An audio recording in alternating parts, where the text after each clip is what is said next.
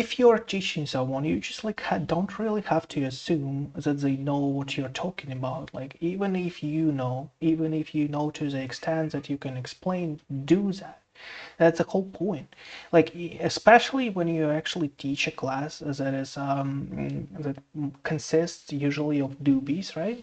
I understand that you teach in MIT, but come on, you just had a student who said they were like studying neuroscience. You don't understand anything about physics, and you don't stop like on Bernoulli. I had to look it up like to understand to make sense of what you said. And the person who is not like with a physics background will never understand what you're talking about, like actually like at all. And that is the problem. A lot of teachers just assume that like people around them just like have the same amount of knowledge, they have the same amount of background, and they understand like what you mean. They read your mind for some like weird reason, magical, right? Magic reasons. They read your mind, and kind of like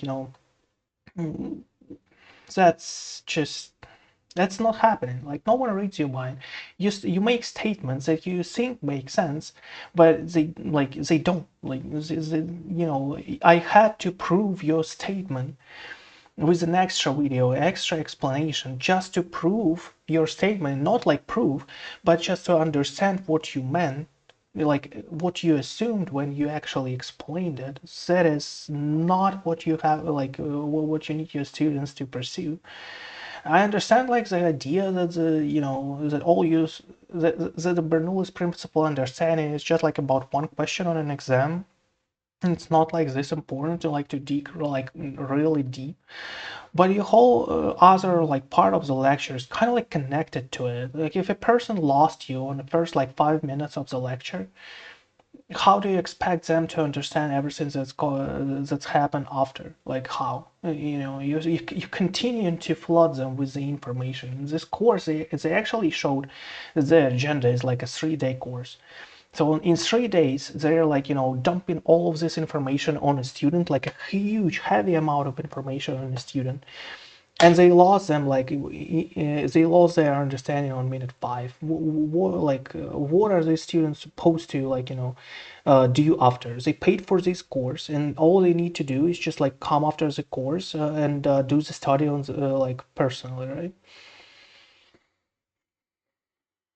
I met so many like teachers like this. It's kind of like crazy how people like approach this say sacred profession, right? It's kind of like, my God, I don't even know. It's so I don't know why it strikes my nerve like so much that people teach in a way like this. Like I'm not sure. Like there are a lot of people who actually like explain everything perfectly, and like there are people who are gifted with it, and there are people like who, I don't know. Like she's obviously smart. Like she explains everything. She knows her like her discipline. She knows like everything, all good and all. But she just like has zero care about the audience. That's it. When it comes to like any kind of like teaching style or whatever you're like even talking about, when it comes to education, one of the first rules is just like consider an audience, consider like the diversity of the audience, consider like how the audience might like approach what you talk about, how they might understand. That's the point. Like you cannot teach quantum physics to the first graders. They will not understand you. That's why you're like you understand your audience, you approach that in a specific manner, and then you go to the first grade and you teach them what they can understand. They cannot, like, you cannot just go to the first grade and start teaching quantum physics, bro. It's just like not happening. Like,